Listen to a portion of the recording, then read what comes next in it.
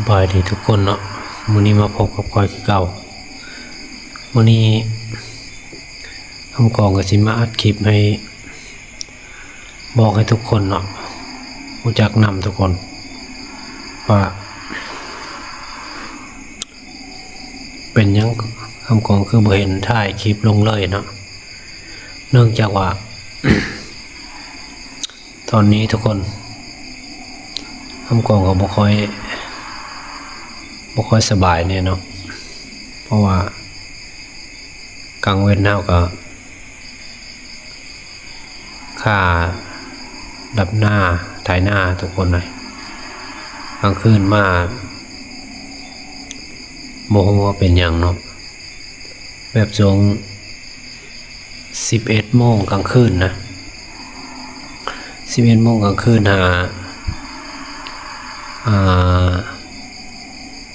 โมงเช้าเนาะรู้สึกว่ามีแนวมาตัดคอเลยทุกคนคือเป็นวัดบ่รู้ว่าเป็นอย่างขี้กระเทอะเนาะบางคนก็เอิ้นแล้วก็เมื่อยนำแล้วก็ทั้งเป็นวัดแล้วก็ทั้งจามแล้วก็ทั้งไอนำเนาะเป็นประมาณแต่11 โมงกลางคืน3 โมงเช้าทุกคนช่วงนั้นไม่นอนบ่ได้เนาะอันนี้มาเราให้ทุกคนได้หูนำเนาะเพราะว่ามีหมู่เพื่อนหรือว่าพ่อแม่พี่น้องเคยเป็นบ่แบบนี้เนาะสวยแนะนำคำกล่องก็ได้เนาะหรือว่าทักแชทบอกก็ได้หรือว่าคอมเมนต์ใต้คลิปนี้ก็ได้เอาไปรักษาอยู่ใส่ไป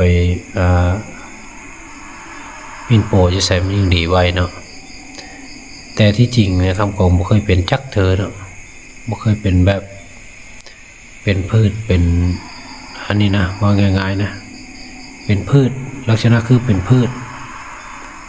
แต่ว่าคันเป็นไข้เป็นอย่างนึงก็เคยเป็นอยู่แต่ก็เป็นไข้ธรรมดาแต่อันนี้มันแบบผิดปกติทุกคนแต่คำกล่องไปเอ็กซเรย์ไปกวดมื้อนี้เขาว่าปอดบวมเนาะปอดบวมสาเหตุมาจากการอยู่กับอากาศเย็นหลายเกินไปหลายชั่วโมงเกินไปเนาะแต่ว่าไปหูแน่ว่าบอลที่รักษาแล้วดีไว้เนาะก็สิไปรักษาทุกคนบ่อย่าปล่อยไว้โดนเนาะตอนนี้3 คืนแล้วครับของบ่ได้นอนเนาะซ้อมเบิ่งเมื่อคืนที่4นี้หลังจากกินยาที่ว่าแพทย์เพิ่นวางให้นั้นเนาะว่ามันสิดีหรือบ่เนาะถ้าว่าดีก็สาธุทุกคนถ้าว่าบ่ดีแล้วก็สิไปหาปิ่นโปทางอื่นแต่ว่าเฮาก็บ่ฮู้ว่าสิไปทางใดเนาะอยากขอความช่วยเหลือนำทุกคนที่ว่าหูแล้วก็เคยเป็นเนาะเป็นแบบคือค่อยเว้าไปนี่นะค่อยบ่เคยเป็นจักเทื่อเนาะแต่ว่าก็หาเป็นครั้งแรกก็เลยโมโหสิไปโปอยู่ไส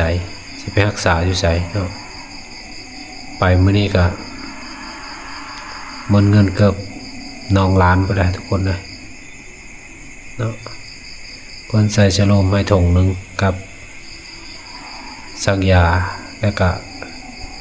มียากินมานำ4 แผงเนาะ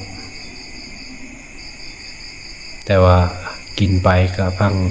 อาการไปนำบ่ฮู้ว่ามันสิถึกหรือ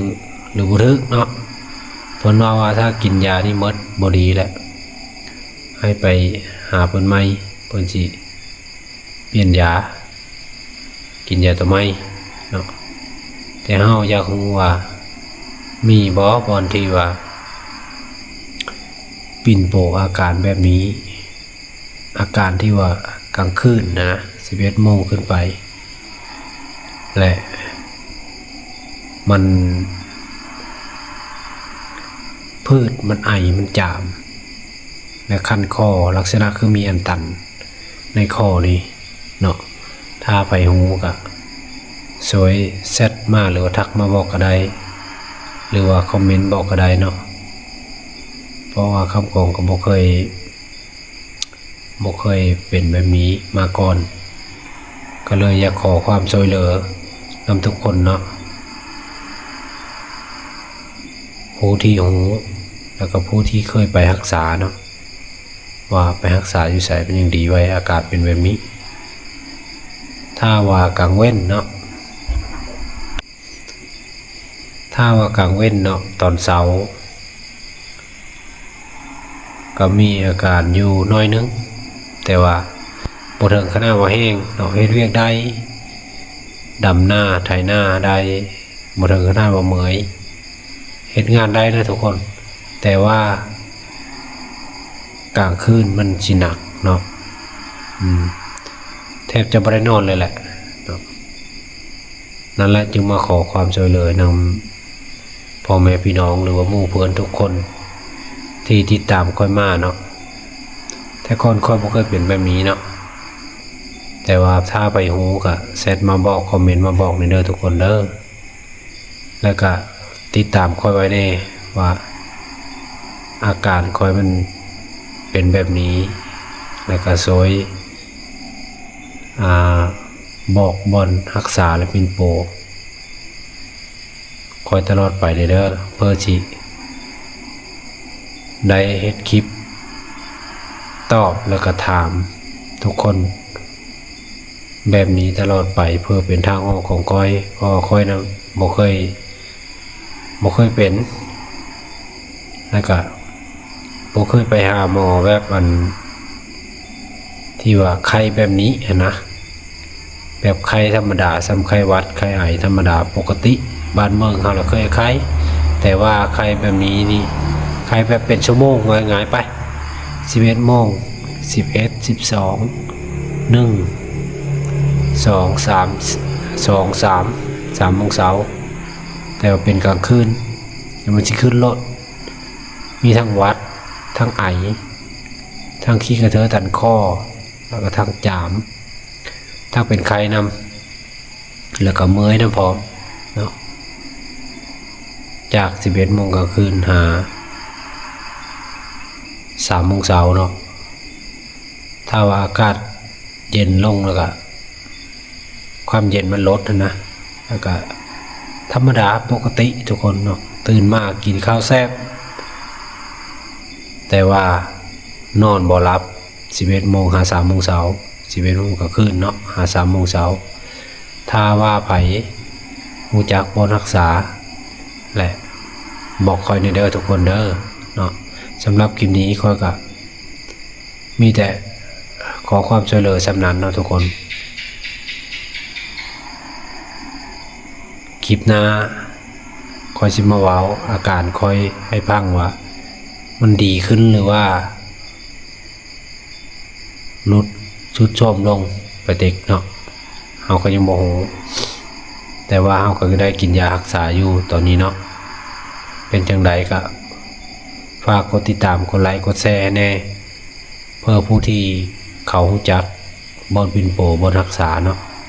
สำหรับคลิปนี้ก็ขอตัวลาไปก่อนทุกคนพบกันในคลิปหน้าเนาะแต่ทรงนี้ก็เฮ็ดเวียกก็บ่สมบูรณ์แล้วทุกคนเลยเพราะว่าร่างกายก็อ่อนแอละมันเมื่อยเพลียรู้สึกเพลียนั่นแหละทุกมื้อนี้เนาะเอาบ๊ายบายพบกันในคลิปหน้าทุกคน